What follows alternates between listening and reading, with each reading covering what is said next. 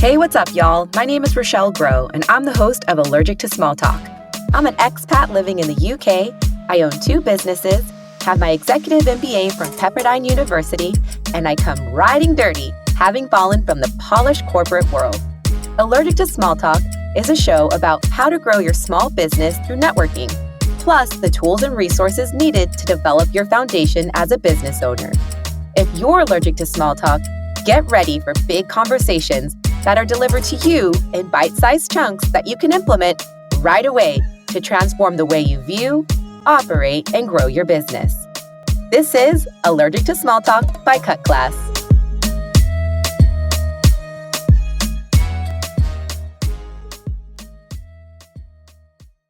Creativity and art go hand in hand, but how do you align your creativity plus art and turn it into a consistent income stream?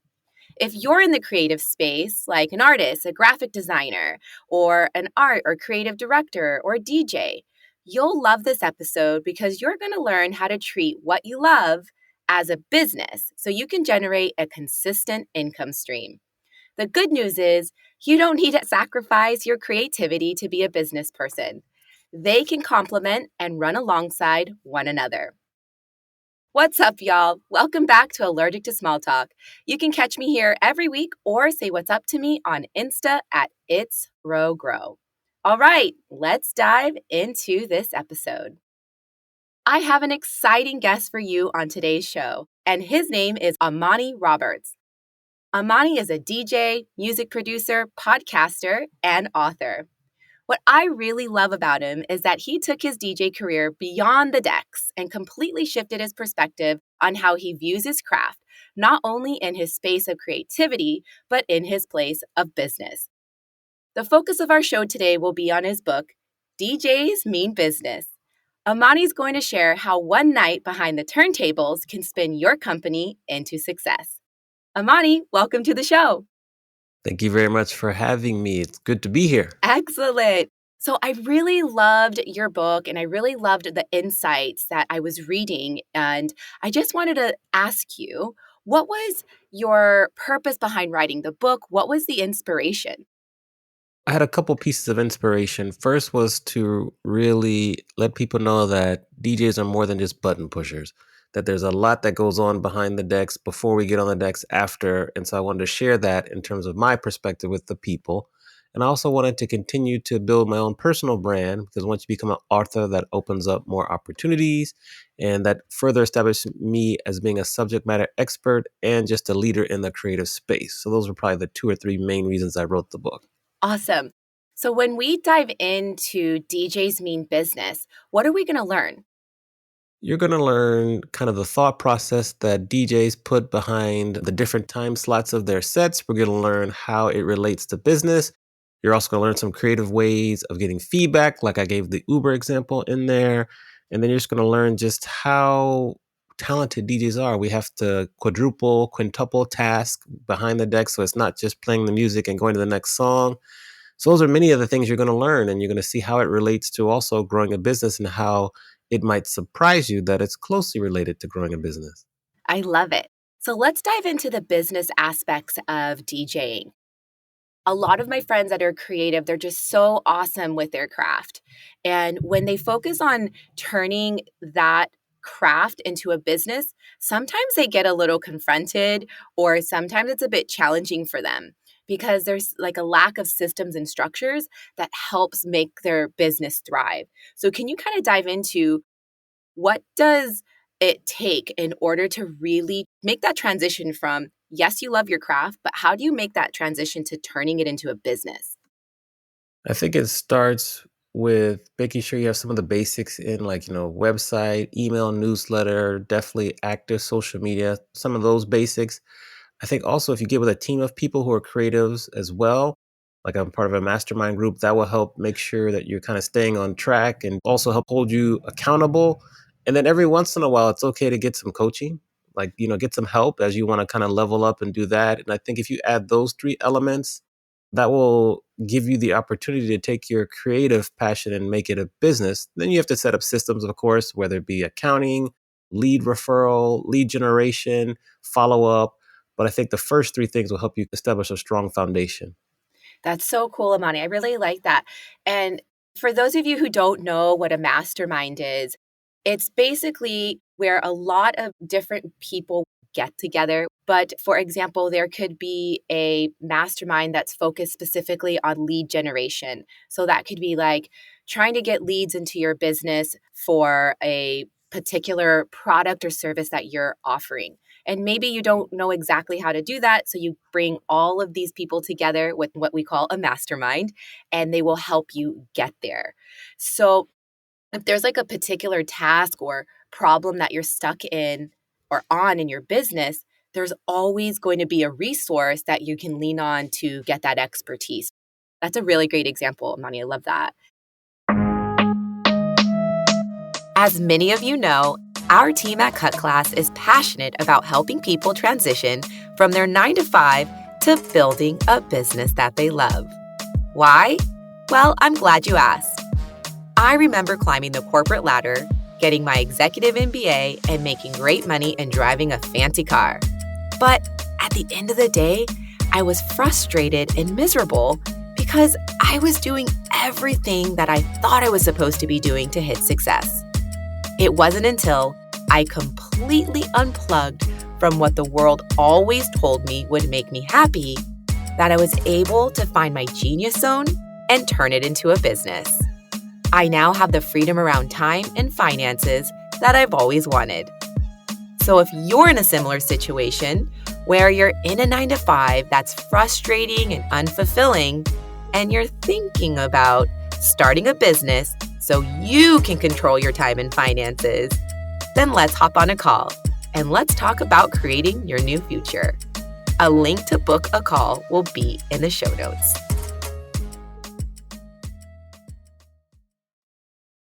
You also touched on coaching. Can you just expand on that a bit? Yeah, I think that we always tend to forget that when we're young, many people will play a sport, will act, will sing, and you have instructors or you'll have different people you go to for lessons. And I think that once we get to be adults, we forget how beneficial that can be. And, I've used a few coaches in my time that have really helped me with my business, with setting up systems to take leads, with really expanding the business to have different offerings. And I think that's important. And I think people forget about it. So that's why I wanted to mention that. And it can be for me like someone to help coach me on working with me to do better remixes and production. It could be, a speaking coach, someone who's going to help me establish the speaking part of my business. You don't know everything. And so if you can get some help and maybe be humble enough to accept the help, then you can get further along in the long run. Yeah, that's super cool. At Cut Class, we don't necessarily think people need to go to school to learn. Obviously, it's great to go. Like, we're not like going to say, don't go, but we do encourage people to learn something online or get the coach, get the mastermind. If you have a weakness that's in your life or your business, literally put a Google search out, ask friends in your network, and they'll be able to help you fill that gap. Within the last year, we were able to launch a podcast. We were able to figure out how to launch online courses. And we didn't know how to do that like 18 months ago. Like, we had no clue. Right, exactly. Yeah, I really like that example. That's cool. So, Amani, I want to dive a little bit deeper into your book. How do you want people to feel after reading your book? What should they walk away with? I want them to have a feeling of like, wow, I did not realize there was so much involved with DJing. Wow, I didn't anticipate how close and how similar DJing is to growing a business. And then I want them to be inspired to say, well, if this person is a DJ and walked me through how it relates to business, maybe I can go and become a florist. Maybe I can go and become an actor. Maybe I can go and become an author just because I wanted people to use my example of how it works. Specifically in the book, the example of how I went to, not really a coach, but I went back to school, Scratch Academy, and just show that how these different experiences, when you put yourself out there to learn, can really elevate your life personally and professionally. And those would probably be the top three takeaways from the book. Just further respect for DJs, further inspiration for people that tap into their own creative soul, and just an understanding that, if you take these steps, get coaching, put yourself out there, take risks, then good things can happen. Right. So when you say that DJing is similar to running a business, can you just detail that a little bit more? I know that sounds like there's an analogy in there. Can you just give me that like step by step? Yeah, so say if we're doing a DJ set from 10 p.m. to 2 a.m., you arrive, you start at 10 p.m. to 10:15, you're really just filling out the room, trying to see who's there, keep them there, and entertain them, kind of building a little rapport. Same thing in business. When you first start a business, you have to kind of identify your ideal client and try to continue to find several ideal clients and build from there. And then I'm going to skip ahead. We get to like 11 p.m. to 11:15. If you're a DJ, something always goes wrong, whether it be your computer, needles, monitors, speakers, something will go wrong in a set. And it's just how do you adjust and keep the music going? The music can never stop. Same thing in business. You might go into business and be focused on maybe selling a specific item, but then you discover that actually people don't like that item. They like something else that you're selling that you didn't really pay attention to. So how do you shift and focus more on that? But you can't just close your business down and start the business again. So how do you shift? You get to midnight and the DJ sets prime time. You want to keep the dance floor packed, just hit after hit after hit. Same thing in business. Once you're starting to grow sales, you want to continue to grow sales month over month and year over year and just continue to build. We get to, I think it's like 1:30 at night. And for me, I'm like already in bed. Like Oh, you're already in at this bed. point. This will be a special occasion for you. This will be a special occasion for you. So you'd be out late just, hanging out with all the friends. Just once every quarter you hang out like this. You get to 1:30. You're funny. You get to 1:30 and I love slow jams. And so that helps bring people back to a time when they probably had less worries, less bills. It could be junior high school, even college, when it was just a little bit more carefree. Once you become an adult, you have more responsibilities, but the nostalgia will bring you back to that time. Same thing in business. You'll notice brands like Adidas with the Stan Smith shoes. That's a throwback to the 70s. Old Spice does a tremendous job with the commercials and how they advertise. They tap into nostalgia. Nintendo is one of my favorite examples. So businesses will use nostalgia to not only re-engage with their older audience, their older client base, but then tap into some newer people that love nostalgia and love kind of flashbacks. And so that's the 1:30 time slot. So you can see the similarities. And then any business that is wanting to grow will get feedback. So for me, the feedback came kind of after the DJ set was over. So say like 2 o'clock a.m. I used to drive for Uber, so I would go outside the club, turn on my little Uber meter, and pick people up. Many times it'd be people who were in the club with me and they wouldn't recognize me. And so I start to drive them home and they're like, so what'd you think of the music, the DJ or whatever? They say, oh, I like this. I didn't like that. So that's just a really cool way of getting feedback. Of course, at the end of the ride, I was like, well, I was a DJ tonight. So thank you for the feedback. And people kind of bug out or whatever. That kind of takes you through the time slots. I skipped some chapters, but those are kind of my favorite highlights because that really directly shows you how DJing relates to growing a business. Oh, I love that analogy. It's so good. It's so good. The part that really stuck out to me is like, not everyone's always going to love your product or service. And, we've all been on the dance floor when the DJ drops a song and you're like, yo, it's just Mhm. vibing that last song. Like, what just happened to the Yeah. whole room? Yeah, it's tough. Yeah. And sometimes that happens in business. For our business, we launched the lead magnet late last year and literally it got no traction. We're like, damn. But it's the same thing. Some things will be a hit, and then the other times it's just not going to work out.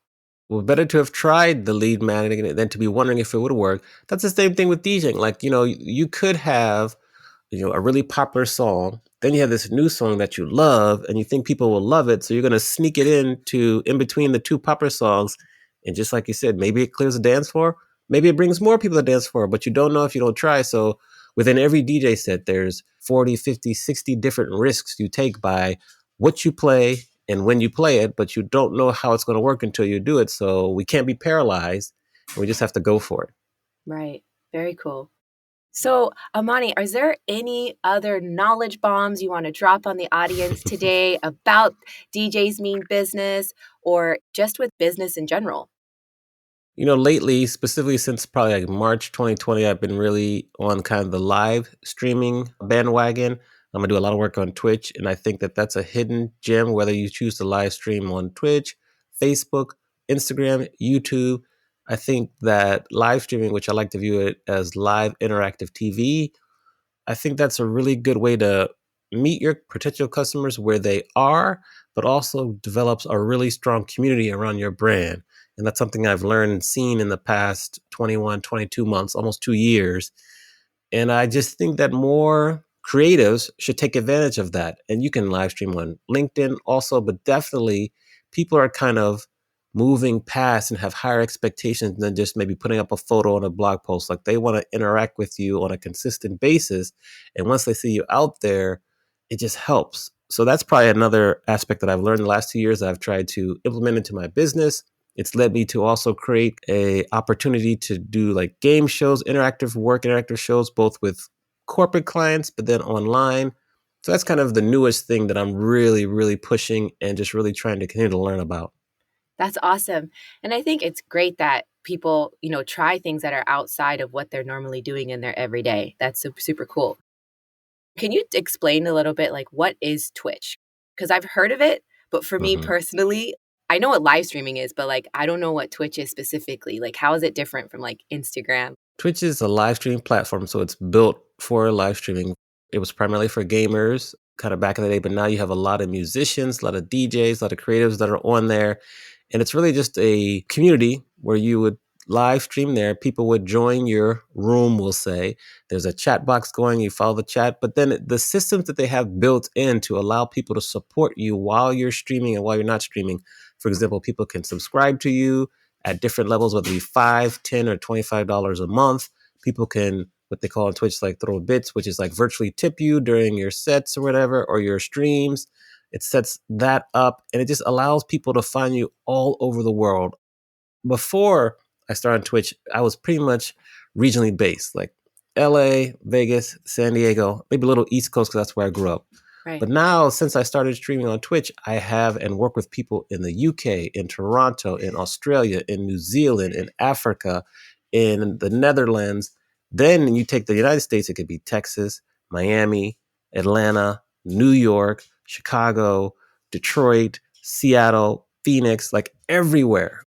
They just expanded my brand internationally in a relatively short period of time because it's like been a year and a half. And that is just something that was totally unexpected. But that shows you, like, you set up, like, if we're having this conversation here, it's pretty much via audio. But on Twitch, we could stream it. People would see you, they'd see me, they'd be interacting, they'd ask questions. It's like live interactive TV. There, it's built on kind of a gaming platform, but they're making adjustments to make it more appealing to musicians and creators like ourselves. And it's just different, but it's effective. I don't think it's going away. And I think it's kind of the future of how we consume content. Plus, once you finish streaming, you can then take what you streamed and upload it to YouTube and make it a podcast episode and things like that. So it's just a way for you to record your episodes live, get more people watching it live, and then you can reuse the content in the future too. Whoa, that's cool. Yeah. Now you're just adding another thing that I need to be doing in my business. Yeah. Well, take your time. It takes time, but I think it can be very effective. I started just live streaming my podcast episodes. That's all I was doing at first. Then I kind of started to DJ a set once a week. Then I grew to 2 days a week. Then I did a whole bunch of work, and now I've kind of scaled back to 3 or 4 days a week. But I do 2 days of DJing on Twitch, and then I do 2 days of like either talk or game shows. And I just think it's an effective marketing tool. Yeah, I just think it's a hidden gem. that's cool. Thank you so much for sharing that with us. Well, Amani, is there anything else you want to share before we wrap up today? Please go out and support, not only me being author, but all the authors that are out there. I'm working on my second book right now, and just thank you for having me on your show. Yeah, absolutely. Amani, I really enjoyed having you on the show today. When you guys get a chance, please make sure you go out and check out DJ's Mean Business and make sure to check out Amani on Twitch. Thank you very much. It's been a pleasure. Thank you so much for tuning into this episode. Allergic to Small Talk is a production of Cut Class, a place where you can access me, Rochelle Grow, and Leslie Levito. We teach the world how to start and grow businesses without a formal classroom. Executively produced by me, Rochelle Grow, and Cut Class. Creative direction by Sho Kazanjian. Audio editor and producer Tom McGeoch. And music is by Fami Kaira. If you'd like to access more free resources, check out our sister podcast, Out to Launch, hosted by Cut Classes co-founder Leslie Levito. She teaches people how to ditch their 9-to-5 to start their own business. See ya!